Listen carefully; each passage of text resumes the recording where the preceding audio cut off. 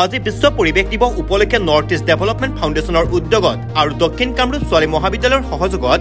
দক্ষিণ কামৰূপ ছোৱালী মহাবিদ্যালয়, উপৰহালি উচ্চতৰ মাধ্যমিক বিদ্যালয়, উপৰহালি ৰাজহুৱা নামঘৰ প্ৰাংগণত বৃক্ষৰোপণ কাৰ্যসূচী অনুষ্ঠিত কৰা হয়।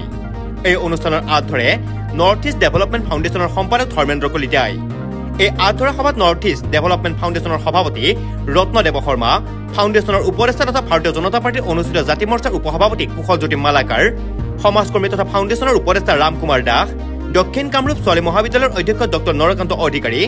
ভাৰতীয় জনতা পাৰ্টীৰ ৰাজ্যিক কাৰ্যনিৰ্বাহক অনুপ কুমাৰ মেধি, বিশ্ব হিন্দু পৰিষদৰ সদস্য শশীভূষণ কুমাৰ, ৰাষ্ট্ৰীয় স্বয়ংসেৱক সংঘ দক্ষিণ কামৰূপ জিলাৰ মুখ্য মাৰ্গদৰ্শক হৰি ৰাভা, উপৰহালি ৰাইজগড়ৰ সম্পাদক পবিত্ৰ কুমাৰ তালুকদাৰ, উপসভাপতি কমলেশ্বৰ তালুকদাৰ, উপৰহালি গাঁও পঞ্চায়তৰ নৱনিৰ্বাচিত সদস্য বিমল দাস, দক্ষিণ কামৰূপ মহাবিদ্যালয়ৰ মুৰব্বী অৰ্থনীতি বিভাগৰ প্ৰাক্তন অধ্যাপক কুমুদ ভাগৱতী, নৰ্থ ইষ্ট ডেভেলপমেণ্ট অন্যতম সদস্য মনোমোহন তালুকদাৰ আৰু জিতেন দাসকে ধৰি মহাবিদ্যালয়ৰ সমূহ অধ্যাপক, অধ্যাপিকা, ছাত্ৰী, কৰ্মচাৰীসকল উপস্থিত থাকে। আমাৰ দক্ষিণ কামৰূপ ছোৱালী মহাবিদ্যালয়ৰ তৰফৰ পৰা সমগ্ৰ অসম, ভাৰত তথা বিশ্ববাসীকে আজি বিশ্ব পৰিৱেশ দিৱসৰ মই শুভেচ্ছা জনাইছোঁ, স্বাগতম জনাইছোঁ আৰু ওলগ জনাইছোঁ। আজি আমাৰ মহাবিদ্যালয়ৰ কাৰণে এটা বৰ আনন্দৰ দিন, কাৰণ কিয় আজি প্ৰায় 13টা বেচৰকাৰী সংগঠনে আমাৰ মহাবিদ্যালয়ৰ সহযোগত আজি বৃক্ষৰোপণ কাৰ্যসূচীৰ লগতে বিশ্ব পৰিৱেশ দিৱস উদযাপন কৰিছে। আৰু ইয়াতে মুখ্য ভূমিকাটো আমাৰ দক্ষিণ কামৰূপ ছোৱালী মহাবিদ্যালয় আছে, আমাৰ NSS ইউনিট আছে, লগতে north east development foundation Assam তেখেতসকলেও মুখ্য ভূমিকা লৈছে, আৰু ইষ্টাৰ্ণ ইলেক্ট্ৰনিক্স মিৰ্জাই তেখেতসকলৰ যি ব্যৱসায়িক প্ৰতিষ্ঠান, সেই ব্যৱসায়িক প্ৰতিষ্ঠানৰ তৰফৰ পৰাও আমাৰ ইয়াত অংশগ্ৰহণ কৰিছে। আৰু বিশ্ব পৰিৱেশ দিৱসৰ কথানো কি ক'ম, প্ৰকৃতি থাকিলেহে মানুহ থাকিব, আৰু প্ৰকৃতি অবিহনে আমি জীয়াই থাকিব নোৱাৰোঁ। গতিকে এই প্ৰকৃতিক আজি অকল দুডালমান গছপুলি ৰুই আৰু আমি সভাই সমিতিয়ে ভাষণ দি পেলাই বিশ্ব পৰিৱেশ দিৱস পালন কৰিলেই নহ'ব। প্ৰকৃতাৰ্থত ইয়াক আমি সংৰক্ষণ কৰি প্ৰকৃতি আৰু মানৱৰ যিটো ভাৰসাম্য, আমাৰ এই ভাৰসাম্যতা আমি ৰক্ষা কৰিব পাৰিলেহে আচলতে বিশ্ব পৰিৱেশ দিৱস উদযাপন কৰাৰ মূল তাৎপৰ্যখিনি বহন হ'ব। অন্যথা আমি আমাৰ এই কথা বতৰাৰ মাজতে আমি হয়তো কেতিয়াবা আমি কাৰোবাক মেছেজ দিছোঁ, নাইবা ফেচবুক, ইনষ্টাগ্ৰামত আমি ৰীল দিছোঁ যে আমি বিশ্ব পৰিৱেশ দিৱস পালন কৰিছোঁ। আচলতে তাতেই সীমাবদ্ধ নহয়, আচলতে সমগ্ৰ মানৱ জাতিটোৱে আমাৰ এই পৰিৱেশটোক সংৰক্ষণ কৰি ৰখাটো অতি দৰকাৰ। আৰু সেইকাৰণে মহাপুৰুষ শ্ৰীমন্ত শংকৰদেৱে আজিৰ পৰা 550 বছৰ আগতেই বিশ্ব পৰিৱেশৰ ওপৰত যথেষ্ট কৈ গৈছে, যথেষ্ট কাম কৰি গৈছে। আপোনালোকে সেই দেখিব, যদি ভাগৱতৰ পাত লুটিয়াই তাতে আপোনালোকে দেখা পাব যে মানৱ তত্ত্ব আৰু প্ৰকৃতি তত্ত্বক কেনেধৰণে তেখেতে তুলনা কৰি পেলাই এক সুন্দৰ বিৱৰণ দাঙি ধৰিছে। লগতে প্ৰকৃতিৰ যি বৰ্ণনা, শৰৎ বৰ্ণনা, সেই শৰৎ বৰ্ণনাকো তেখেতে সুন্দৰ ধৰণে দাঙি ধৰি আমাৰ মানৱ জাতিয়ে যাতে প্ৰকৃতিক চিৰদিন আমি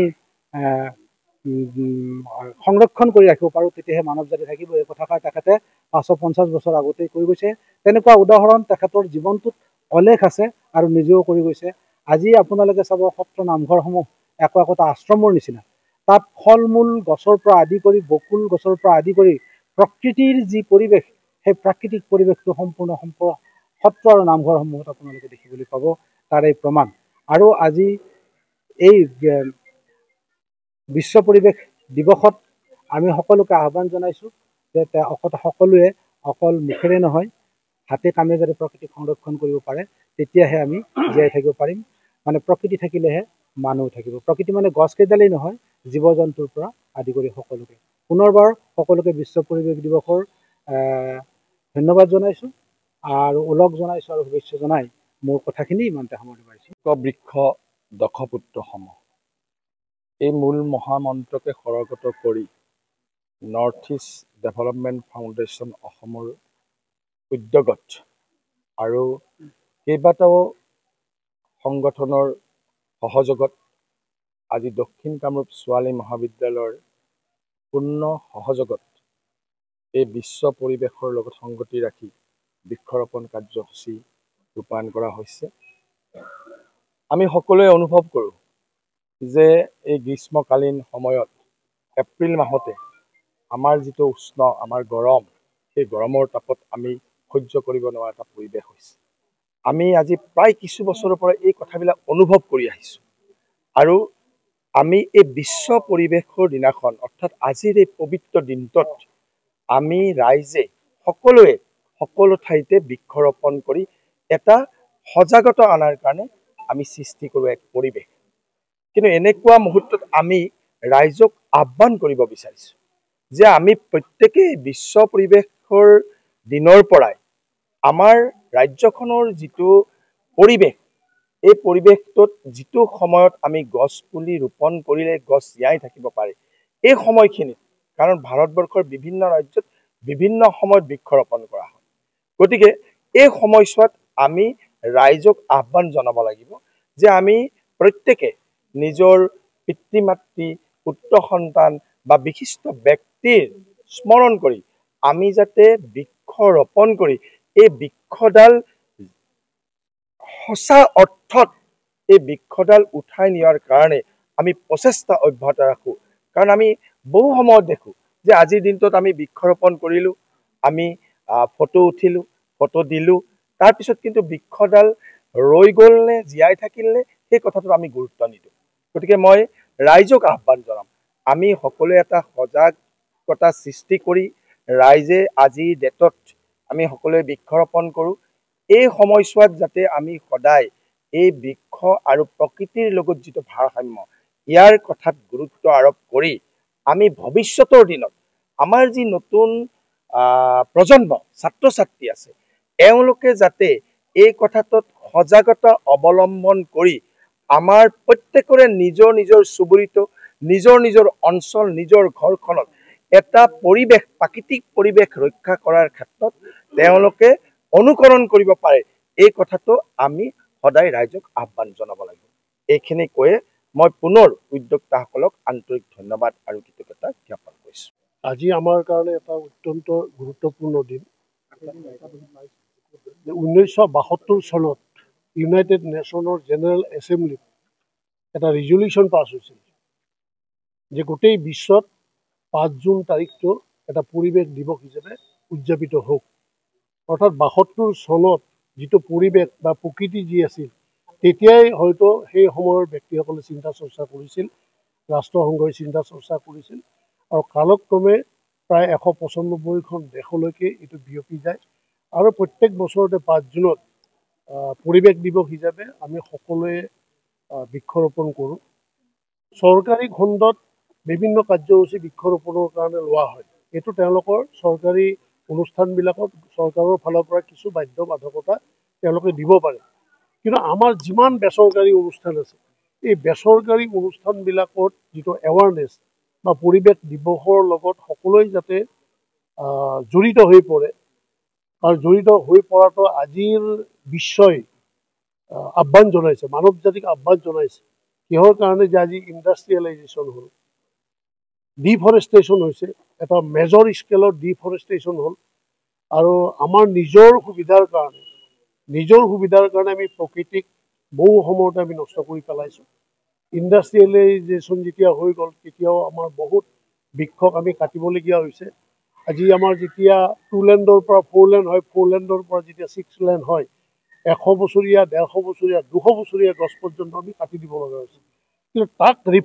ৰিপ্লেচ কৰিবৰ কাৰণে আমাৰ সমাজখনৰ কিন্তু দায়িত্ব আছে এইটো চৰকাৰে কি কৰিছে এইটো বেলেগ কথা কিন্তু আমাৰ সমাজত যিমান অনুষ্ঠান আছে কোটি আজি ভাৰতবৰ্ষত মানুহ যেনেকৈ 100 কোটিৰ ওপৰত 130 বা 40 কোটিৰ ওপৰত যেনেকৈ মানুহ আছে অসমখনতে আপোনালোকে যদি চাই কিমান বেচৰকাৰী অনুষ্ঠান আছে হাট বজাৰ আছে ক্লাব আছে সংঘ আছে আৰু তেওঁলোকক কিন্তু এই পৰিৱেশ দিৱসৰ লগত এটা সম্পৰ্ক স্থাপন কৰাটো মিডিয়াৰ মই ভাবোঁ আজিৰ তাৰিখত মিডিয়াত এটা গুৰুত্বপূৰ্ণ ভূমিকা মিডিয়াই ল'ব লাগে যাতে প্ৰত্যেকটো বেচৰকাৰী অনুষ্ঠানে এই যিটো 5 জুন তাৰিখত প্ৰত্যেক বছৰত বেলেগ দিনত আমি বৃক্ষৰোপণ কৰোঁ সেইটো ঠিক আছে কিন্তু 5 জুন তাৰিখটো ভাৰতবৰ্ষত হওক অসমত হওক গোটেই বিশ্বত আটাইতকৈ শক্তিশালী এটা ফেষ্টিভেল হ'ব লাগে প্ৰত্যেকটা অনুষ্ঠানে যদি এইটো উদযাপন কৰে দেখিব যে প্ৰত্যেকটা সৰু ল'ৰা স্কুলীয়া ল'ৰা ছোৱালীবিলাকো তাৰ পৰা শিকিব যে 5 জুনটো মানৱ জাতিৰ আটাইতকৈ ডাঙৰ উৎসৱ। এই উৎসৱৰ দিনাখন আমি প্লেণ্টেশ্যন কৰোঁ। আৰু এটা কথা আছে যে আজি প্ৰদূষণ গ্ল'বেল যিটো টেম্পাৰেচাৰ বাঢ়ি গ'ল, গ্ল'বেল ৱাৰ্মিং হ'ল, প্লাষ্টিক, আজি আমাৰ থিমটো হৈছে আজি এই 2025 চনৰ যিটো এনভাইৰনমেণ্ট ডেৰ মেইন থিমটো হৈছে বিট টু প্লাষ্টিক পলিউশ্যন। আপোনালোকে এটা কথা জানিব যে প্ৰত্যেক বছৰতে আমাৰ বেলেগ নহয় অকল নদী আৰু সাগৰবিলাকৰ পৰা লাখ লাখ টন প্লাষ্টিক নিষ্কাশন কৰিবলগীয়া হয়। ইমান পলিউটেড ইণ্ডাষ্ট্ৰিয়েল বাই প্ৰডাক্টতো প্লাষ্টিক আহে আৰু আমাৰ ডেইলি ইউজ যিবিলাক প্লাষ্টিক আছে এইবিলাকৰ পৰা মানৱ জাতিলৈ এটা ভীষণ প্ৰত্যাহ্বান আহিছে। গতিকে এই প্ৰত্যাহ্বানক ৰোধ কৰিবৰ কাৰণে আমাৰ নিজৰ প্ৰত্যেকজন ব্যক্তিৰ হাতত এটা শক্তি আছে আৰু উপায় আছে যে প্ৰত্যেকজন ব্যক্তিয়ে যদি এটা এটা গছপুলিও পুতে তেতিয়াহ'লে আমি গোটেই প্ৰকৃতিক সেউজীয়া কৰি ৰাখিব পাৰিম। কাৰণ বায়ুমণ্ডলত 78% নাইট্ৰজেন, 21% অক্সিজেন আৰু মাত্ৰ 1% হ'ল কাৰ্বন ডাই অক্সাইড। গতিকে 1% কাৰ্বন ডাই অক্সাইডে গোটেই প্ৰকৃতিত কিমান এটা ভয়ানক বিষয় 1%তে। গতিকে সেই পাৰ্চেণ্টেজ যাতে কোনো কাৰণত বাঢ়ি যাব নোৱাৰে, অক্সিজেনৰ মাত্ৰা যাতে কমি যাব নোৱাৰে, আমাৰ হাতত এটাই শক্তি আছে, যিটো শক্তি আমাক বেলেগে দিব নালাগে, প্ৰত্যেকটা অনুষ্ঠান ব্যক্তিয়ে নিজে ল'ব পাৰোঁ। সেইটোৱে হ'ল যে 5 জুনত যিটো আমাৰ এনভাইৰনমেণ্ট ডে হওক, অন্ততঃ আমি প্ৰত্যেকটা পৰিয়ালৰ যিমান সদস্য সিমান সংখ্যক যদি গছপুলি আমি বিভিন্ন স্থানত ৰোপণ কৰোঁ আৰু এইটোৱে যদি সকলোৰে এটা শ্লোগান হয়, 5 জুন মানে মানৱ জাতিয়ে গছপুলি ৰোপণ কৰিব, প্ৰত্যেকটা অনুষ্ঠানে কৰিব, প্ৰত্যেকটা বেচৰকাৰী অনুষ্ঠান কৰিব, হাট বজাৰ অনুষ্ঠানবিলাকে কৰিব, প্ৰত্যেকজন দোকানৰ মালিকেও যদি ভাবে যে মোৰ দোকানখনৰ নামত অন্ততঃ এটাকে গছপুলি পুতোঁ, প্ৰত্যেকজন ঘৰৰ অভিভাৱকে যদি ভাবে যে মোৰ ল'ৰা ছোৱালী দুজনৰ নামত দুটা সুন্দৰ গছপুলি মই ৰোপণ কৰোঁ, তেতিয়া আমি দেখিম যে অহা প্ৰায় 30-40 বছৰৰ পিছত হেৰাই যোৱা প্ৰকৃতি হয়তো আমি ঘূৰাই পাবৰ কাৰণে সক্ষম হ'ম। গতিকে মই এইখিনি আপোনালোকৰ জৰিয়তে আমাৰ সমাজলৈকে মই আহ্বান জনালোঁ, অনুৰোধ জনালোঁ, আহক আমি সকলোৱে মিলি অহা প্ৰত্যেক বছৰতে 5 জুন তাৰিখটোক আমি এটা আটাইতকৈ ডাঙৰ উৎসৱ হিচাপে, বেলেগ বেলেগ উৎসৱত আমি ধন বহুত খৰচ কৰি দিওঁ, 5 জুন তাৰিখত আমি যদি ধন খৰচ কৰোঁ সি কিন্তু আমাক ৰিটাৰ্ণ দিয়ে, সেই পইচাটো কিন্তু আমাক ৰিটাৰ্ণ হৈ আমাৰ মাজলৈকে আহিব। গতিকে আমি আহক সকলোৱে মিলি প্ৰত্যেক বছৰত 5 জুনত যি পৰিৱেশ দিৱস হয় এই পৰিৱেশক এটা